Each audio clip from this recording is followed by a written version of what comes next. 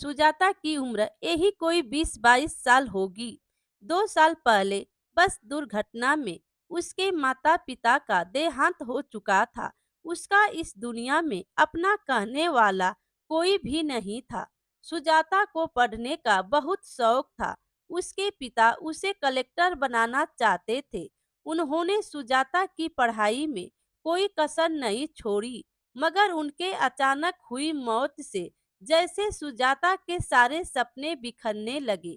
घर में जो कुछ भी जमा पूंजी बची थी, उससे सुजाता ने किसी तरह अपने कॉलेज की पढ़ाई पूरी की। उसके मन में अभी भी कलेक्टर बनने का सपना फल फूल रहा था, मगर पैसे की समस्या मुंह बाए खड़ी थी। पर सुजाता ने भी हार नहीं मानी। अपनी कलेक्टर की पढ़ाई जारी रखने के लिए उसने एक घर में खाना बनाने और बर्तन मांजने की नौकरी कर ली। जब उसके दोस्तों ने कहा, अरे सुजाता, तू पढ़ी लिखी ग्रेजुएट होकर अब बर्तन मांजने और खाना बनाने का काम करेगी, फिर सुजाता बोली, कोई काम छोटा या बड़ा नहीं होता, और यह काम मैं अपना जीवन गुजारने के लिए नहीं, बल्कि अपने सपने को पूरा करने के लिए कर रही हूँ। फिर सुजाता ने काम शुरू कर दिया। दिन भर वह जी तोड़ मेहनत करती और शाम को घर आकर वह पढ़ाई करती। जहां वह काम करने जाती थी, वहां से उसका घर 3 किलोमीटर दूर था। तेज चलने पर भी वह 9 बजे रात से पहले घर नहीं पहुंच पाती थी। रात को लालटेन के सामने थकी हारी पढ़ने बैठती और न जाने कब सो जाती। उसे पता ही नहीं चलता उसे। पर इतना जी तोड़ काम करने के बावजूद भी उसकी कमाई इतनी नहीं हो पाती थी कि वह तैयारी के लिए सारी किताबें खरीद पाती। कोचिंग करना तो दूर की बात थी, फिर भी सुजाता हिम्मत नहीं हार रही थी। जिस घर में सुजाता काम कर रही थी, उस घर का बेटा राकेश भी यूपीएससी की तैयारी कर रहा था। एक दिन काम करते हुए सुजाता ने अपनी मालकिन से पूछा, माँ जी, क्या राकेश भैया भी यूपीएससी की तैयारी कर रहे हैं?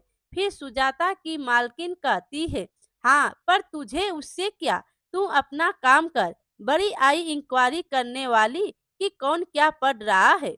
मालकिन की बातें सुन सुजाता ने जल्दी जल्दी अपना काम निपटाया और घर जाने को तैयार हुई।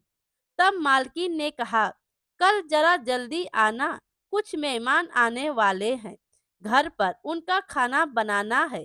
तेरे जो एक्स्ट्रा पैसा लगेगे वह मैं दे दूंगी। फिर से सुजाता बोली, माँ जी, मुझे पैसा नहीं चाहिए। अगर राकेश भैया की पुरानी यूपीएससी की किताबें मुझे मिल जाए तो बड़ी मेहरबानी होगी। तभी राकेश वहां आ जाता है। सुजाता की आखिरी बात उसके कानों में पड़ जाती है। वो उसका मजाक उड़ाते हुए कहता है, अच्छा, तो तू कलेक्टर बनेगी? हाँ, अरे औकात में रह अपनी।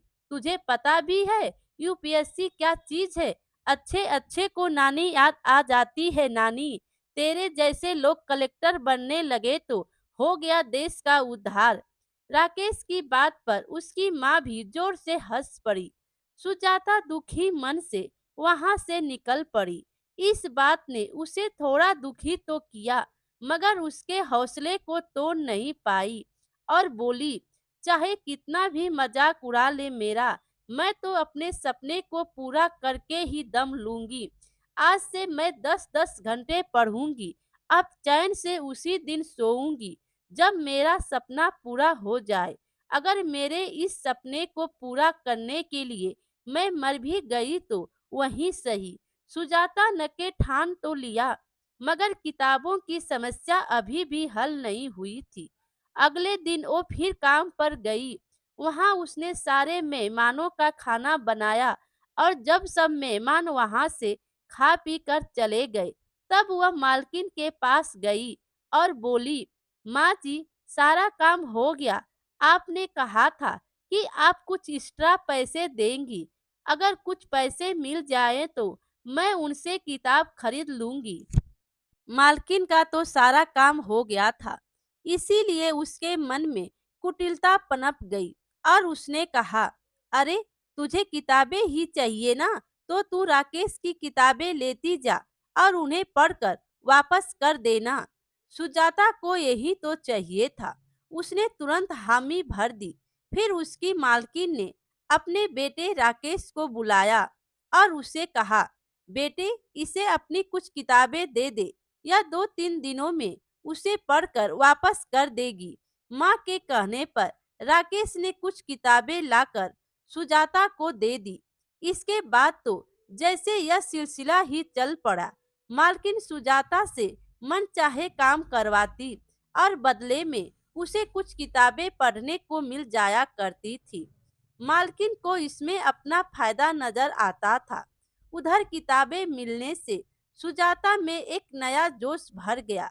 अब वह दुगुने उत्साह से अपनी तैयारी करने लगी।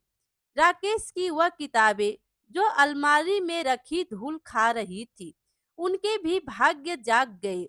एक दिन मालकिन ने काम करते हुए सुजाता से पूछा, क्यों सुजाता, तेरी पढ़ाई कैसे चल रही है? अब तो तुझे किताबें भी मिल रही है। सुजाता कुछ बोलती उससे पहले ही वहां राकेश आ गया और बोला, अरे इसकी पढ़ाई कैसे चल रही होगी?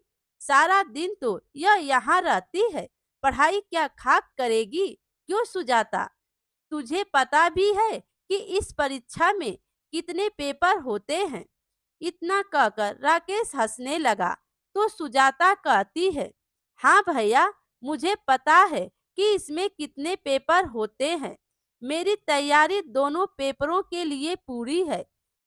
अच्छा, तुम मेरे एक सवाल का जवाब दो कि खजुराहो के मंदिर का निर्माण किसके शासन काल में हुआ था? राकेश की हवा निकल गई। उसे सवाल का जवाब नहीं पता था। फिर सुजाता बोली, क्या हुआ भैया? यह तो बहुत मामूली सा सवाल है। आपको इसका जवाब नहीं पता क्या? राकेश कुछ नहीं बोला और चुपचाप वहां से चला गया। आज सुजाता ने अपनी सारी बेइज्जतियों का जवाब एक झटके में दे दिया था।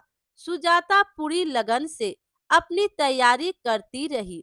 उसने पूरी परीक्षा का सिलेबस परीक्षा से 2 महीने पहले ही खत्म कर दिया। निश्चित समय में परीक्षाएं हुई और सुजाता ने आसानी से प्री एग्जाम निकाल लिया। उधर राकेश ने अपनी तमाम कोशिशें के बावजूद भी इसमें सफल नहीं हो पाया। सुजाता ने प्री की अपनी सफलता की बात किसी को नहीं बताई और वह कहती है, जब तक मैं इंटरव्यू तक पहुंच नहीं जाती तब तक यह सब बताना ठीक नहीं है। इस तरह लगातार परिश्रम करते करते सुजाता ने मेंस की परीक्षा भी पास कर ली। अब सिर्फ इंटरव्यू देना बाकी रह गया था। इंटरव्यू से एक दिन पहले उसकी मालकिन कहती है, देख सुजाता, कल राकेश का जन्मदिन है, काफी सारे मेहमान आने वाले हैं, तू जरा जल्दी आ जाना। तो सुजाता कहती है, लेकिन माँ जी, कल तो मेरा आना मुश्किल है, कल तो मेरी आखिरी परीक्षा है। तो मालकिन कहती है, हाँ, बड़ी आई परीक्षा देने वाली, जितना बोला उतना कर। अगर तू कल नहीं आई तो फिर कल तुझे दोबारा यहाँ घुसने नहीं दूंगी।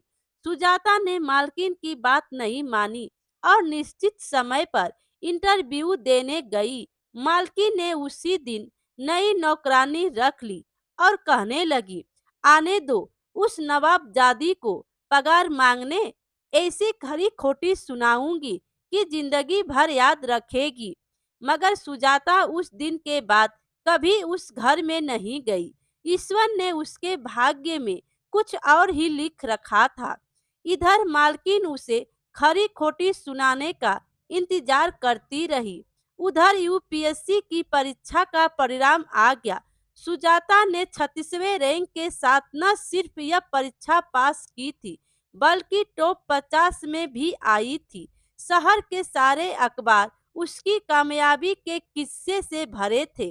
राकेश और उसकी मां ने जब अखबार के पहले पन्ने पर सुजाता का नाम और उसकी प्रशंसा देखी तो उनके मुंह खुले के खुले रह गए।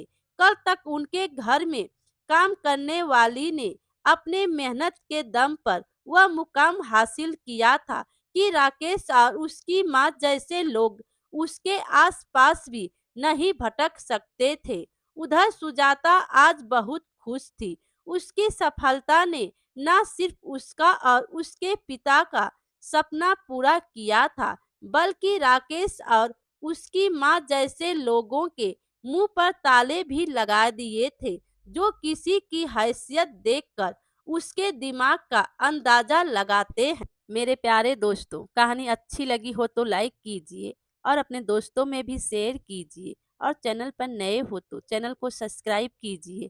Thank you.